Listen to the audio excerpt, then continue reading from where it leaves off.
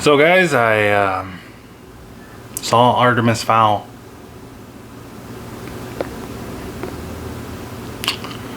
I hope they don't make a sequel. Hey guys, what's up? It's me, Anthony, and if you can hear some neighbors in the background, don't mind them, but I'm here to give you guys a movie review for Artemis Fowl.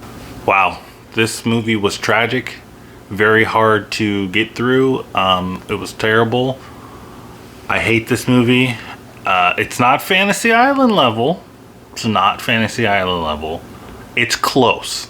It's close, guys. It's close. Artemis Fowl. This is about some kid who's 12 years old. He's like Einstein level genius, smartness. There's fairies. His dad gets captured. And yeah, that's it, guys. That's pretty much it. The plot is so boring, so generic, so cookie cutter that it makes you fall asleep. But it's weird because they have interesting things. At least they talk about interesting things. You got fairies, you got dwarves, you got goblins, you got a whole civilization of magical creatures, a centaur that lives in the core of the earth for some freaking reason. But there's stuff there that is interesting.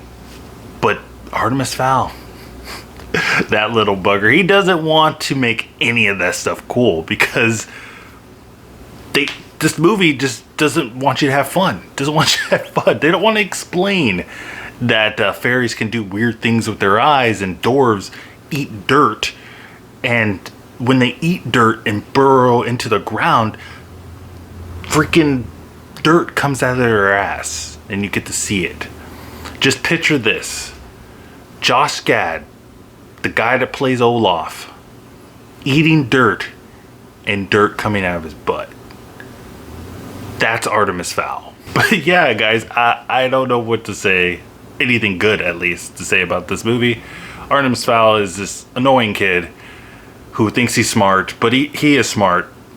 Weird, like oddly smart sometimes, because he goes into places and he goes into situations that he doesn't know anything about, you know, and then automatically he's like, I know it. I know what to do. I know where that light was, even though I've never been in this location. Here's the light. I know how to read Elvish when I didn't believe that elves existed, but I know how to talk elf and read it now. Artemis Fowl. And this movie, the editing in this movie is really horrible, like horribly fast. Artemis Fowl will be in one moment, he's having tea with his friend, tea and crumpet with his friends in a building. And then some fairies are coming towards his house.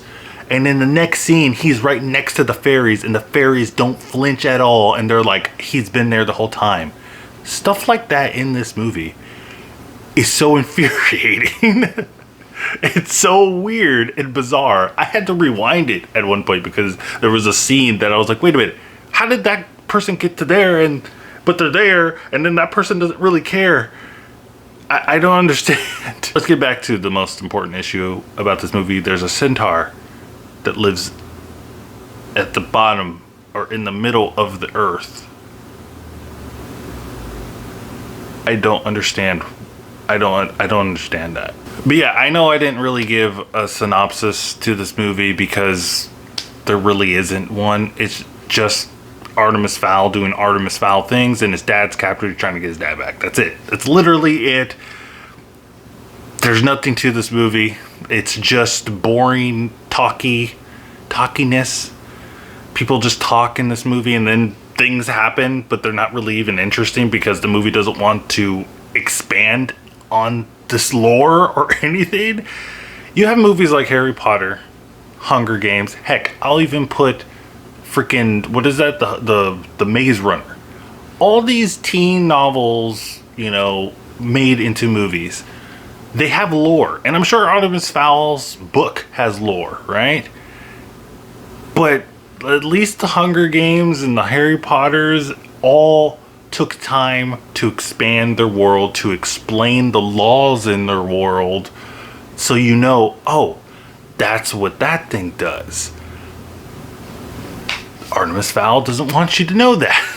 And the villain, I'm gonna say villain because I don't even know what the heck that person's going on. I don't even know. I'm just assuming they're villain because their voice is deep, and well, it sounds like they have a cold actually. It's really funny actually because it's like, Artemis Fowl, Artemis Fowl, what are you doing? What are you? See, that's what it sounds like. And the people in this movie are just as confused as you are when you're watching this movie. If you watch this movie, God help you, first of all, but you'll be confused.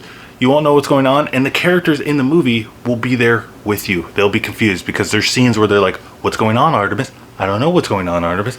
I'm Artemis. I don't know what's going on, but I do know what's going on because I'm Artemis Fowl, but I'm confused at the same time. And yeah, guys, I'm gonna stop talking about this movie because I really did not like it. And it's really sad because I don't want to keep on saying that movies suck. Just give me some good ones. I'm gonna be watching The Five Bloods later on, so hopefully that one's good. That looks good. Spike Lee joint, I'm hoping. But guys, let me know what you think of Artemis Fowl in the comments down below. Did you like it? Did you hate it? Have you read the books before? Because I remember seeing the books in like Barnes and Nobles, if people even know what that is, or Borders. Those are gone. I remember seeing those in the stores. Didn't really catch my attention. But if you have read it before, let me know. Are the books better than that? Because whew, this one is horrible. Guys, don't forget to check out my Twitter so you can stay up to date with my channel. Like, subscribe, do all that stuff. And as always, guys, keep watching movies.